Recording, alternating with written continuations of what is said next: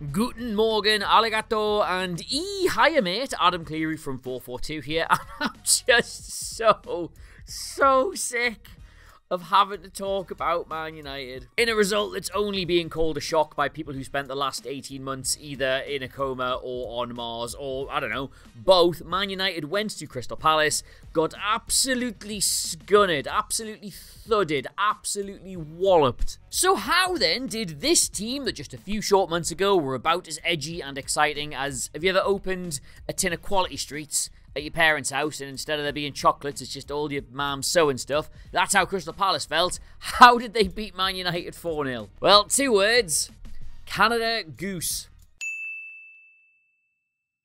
Now, just look, right, if you tuned into this video because you're expecting to hear all these many ways Man United are bad, we've done it. We've done like so many videos on the problems with Erik Ten Hag and his players and his system, and there will be a bit of that, obviously, but first and foremost today, I want to give the proper amount of credit to Crystal Palace and specifically to big Oliver Glasner. He's barely been in the job a couple of months and he's already completely converted this side from Roy Hodgson's 4 at the back, no sex please we're British, to his 3-4-3, I don't care if your husband finds out. And the best way to describe Glassner ball is that there isn't really any sort of Glassner ball. The front 3 will press the opposition high, but they don't do it always, and these are dual number 10s, which is very exciting, but quite often they will flat out to the flanks and just be wingers. It's a back 3, but also it folds into a back 5. Sometimes it's deep, sometimes it's compact, sometimes it's aggressive.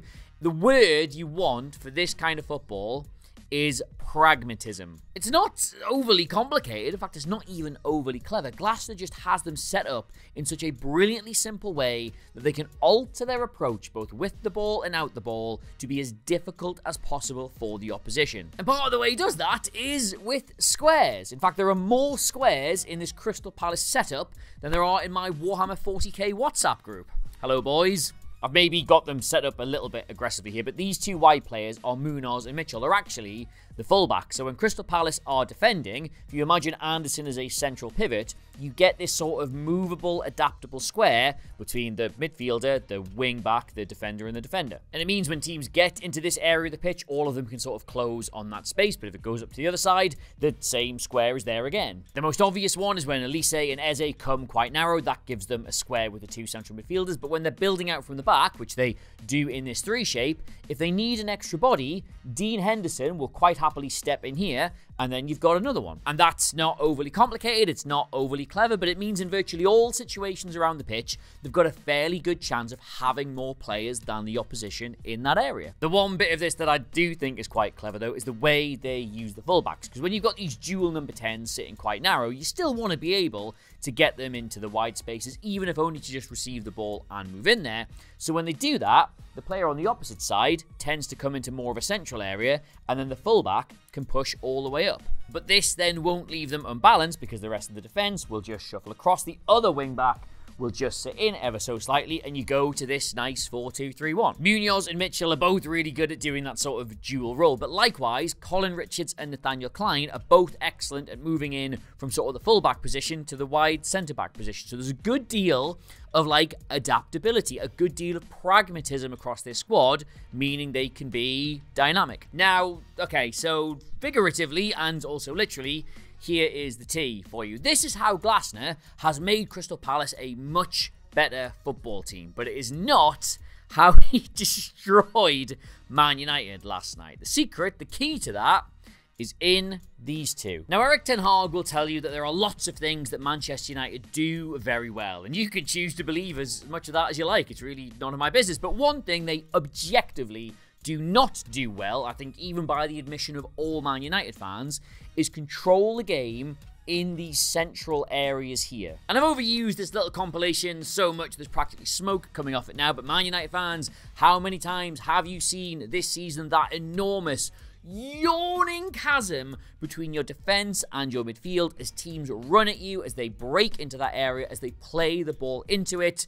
and you're just so open. Now that is, in my opinion anyway, the reason we keep seeing these incredible stats about how many chances Manchester United give away against teams of every single level. They're currently, and this is scarcely believable, second bottom in the entire league for the number of shots per 90 minutes the opposition have. Literally only Sheffield United, who have conceded 100 goals now, are more open than they are. And from there, it's just a really, really simple equation. Like, if you are a football team that doesn't even have control, barely has presence in this central area of the pitch, and you are playing the team in the league that put their two most creative attacking players, not out wide, not up front, but directly in that space between the lines, you are f***ed.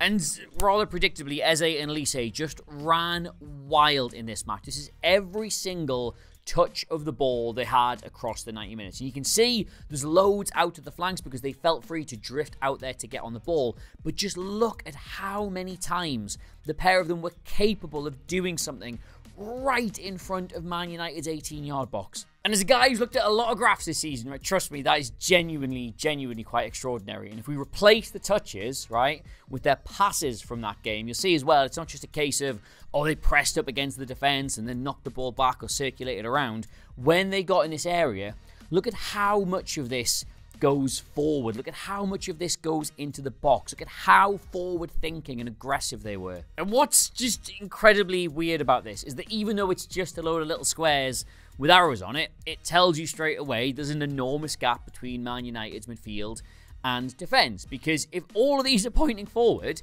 it means that when you receive it, you're able to turn, so you're not under any pressure. And when you do turn, there's nobody in front of you to stop you passing it. And I mean, take your pick for which of the goals you think best sums this up. Like, the first one is a really, really basic throw-in. 𝗕𝗍𝗓 has wandered into that central area, and Man United just have no idea how to deal with it. Like, Eriksen sort of gets tight to him, but he shouldn't do that. He should just be goal side. And then 𝗵𝗎 sort of come over here for some reason and then gets tight to him, but again, should just be goal side. And they allow him to run all the way to the edge of the box. And I saw on the coverage last night, I think it was 𝗕𝗓𝗏 asking, like, what the hell are Man United doing, allowing him to run all the way unopposed to that shooting position? And I'll tell you what they're doing. They've got loads of other stuff to worry about. Like, 𝗈 can't commit. He's got two players here. And Evans knows 𝗵𝗏𝗏 is the real danger in this situation. So he can't commit until it's too late. And just, I'm not having a go at 𝗘𝗫𝗍𝗓 because he's 9 years old and none of this should be his fault.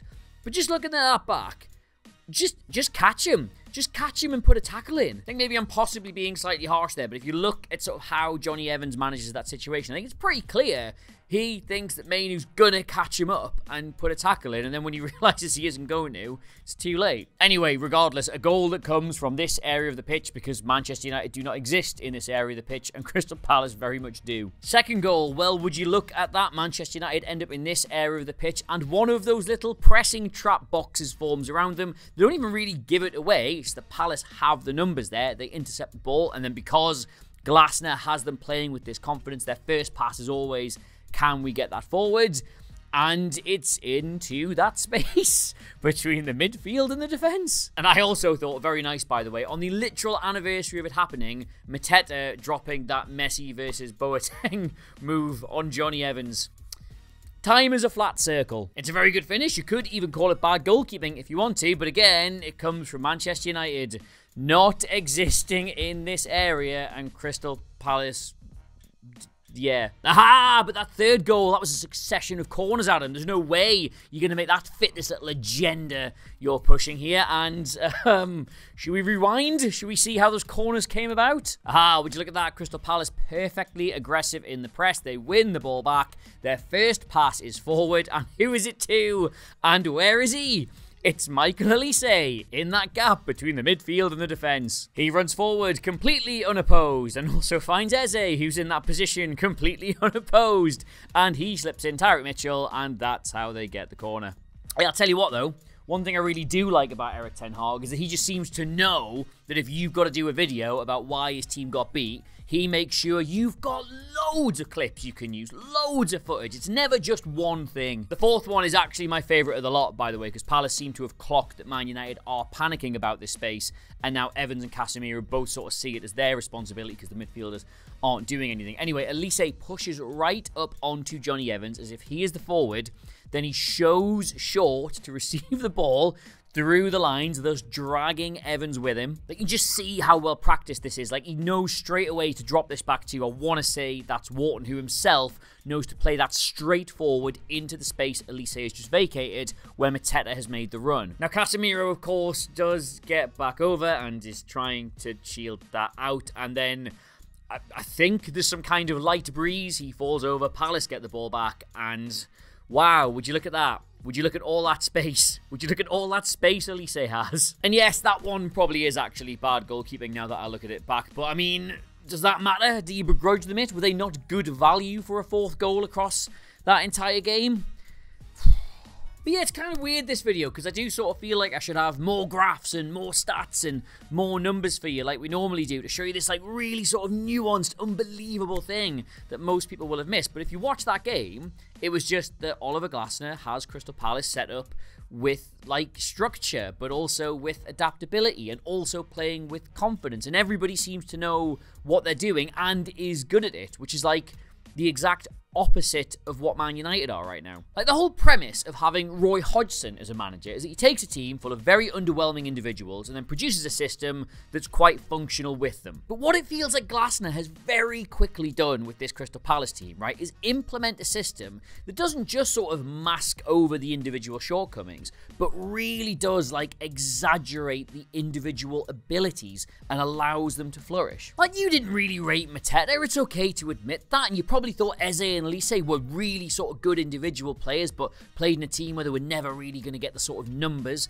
to back up their ability. But now, he plays the three of them really close together. And because the rest of the team is set up in such a way that when they win the ball back, they can play forward really accurately, they can play forward really quickly, they can find them in space, then they're flourishing because they're now around two other good players in a way that maximizes all the stuff they're good at. And then you compare that to Manchester United, which is a team which has some unbelievable individual quality within it, which is, you know, why they are where they are in the league. Those players do still get them results and bail them out. But when it comes to sort of like it functioning as a system, it doesn't at all. And yes, we must of course acknowledge that Manchester United's back four is a little bit weird. That's been Ten Hag's thing, and a lot of Man United fans do agree with him. How can they be expected to be solid and dependable and watertight when that's what they're playing with? And here's my counterpoint. All four members of that back four are senior members of the first team. Wan-Bissaka is out of position, but only a little bit at left back, and Casemiro is a defensive midfielder in his early 30s. Like, the transition to centre-back with someone as experienced as Jonny Evans next to you should not be traumatic. But let's just say for a minute that there's no way that back four could possibly function and Erik Ten Hag's hands are totally tied over having to play them. Why then is this the amount of space in front of them? If the problem, and maybe I'm oversimplifying this, is that the back four is such a weak point for you right now, why are you not protecting that back four? Why is there not somebody sitting in the space in front of them instead of just Crystal Palace's best two players? But no, I said at the start, this is not another why Man United are falling apart at the seams video. This is why Crystal Palace are so good right now, why Glassner's got them playing, why they beat a team as big as Man United so comfortably. And I think, do you know what, now I've got myself in the mood for it, we probably will do like a full what are Crystal Palace under Oli Glasner video at some point in the next couple of weeks. Like, I didn't really touch on Anderson and how his long balls are really helpful here, and how Richards has been so impressive since he came in, and Klein's adapted really well, or the two central midfielders, or how he's got 𝗦𝗶𝗴h playing like flipping Adriano. So if you're a Palace fan and you want to see that, or even if you're not and you want to see that, why not give us a subscribe here over on our YouTubes? Growing the subscriber base is the thing that really does massively, massively, massively help us out. So it's not just like a thing YouTubers say on autopilot, please give us a subscribe, guys. Genuinely, this is like massive, massive, massive to us. So if you like what you see and you'd maybe like to see more, that's the button for you. Funny, innit? Because I'm always like sort of pointing here in the video. I've got no idea where it actually is in relation to the real screen. It's down there somewhere. It's under me. You'll find it, I'm sure. You can't miss it. Anyway, I have been Adam Cleary. This has been 442. Grab me on all the socials. There, that is. Adam Cleary, CLEOI. 442 is in the corner of the video. I still haven't brought down the new issue of the mag. Sorry, it's the Euros preview one. It's amazing. It comes with like a wall chart and all kinds of cool stuff. So pick that up when you're out, please, I guess. That's good manners of me. Anyway, Crystal Palace, Oliver Glasner, very good. Man United, Erik Ten Hag, very bad. Sun is shining. I'm going to finish my cup of tea. And, yeah, I'll see you soon. Bye.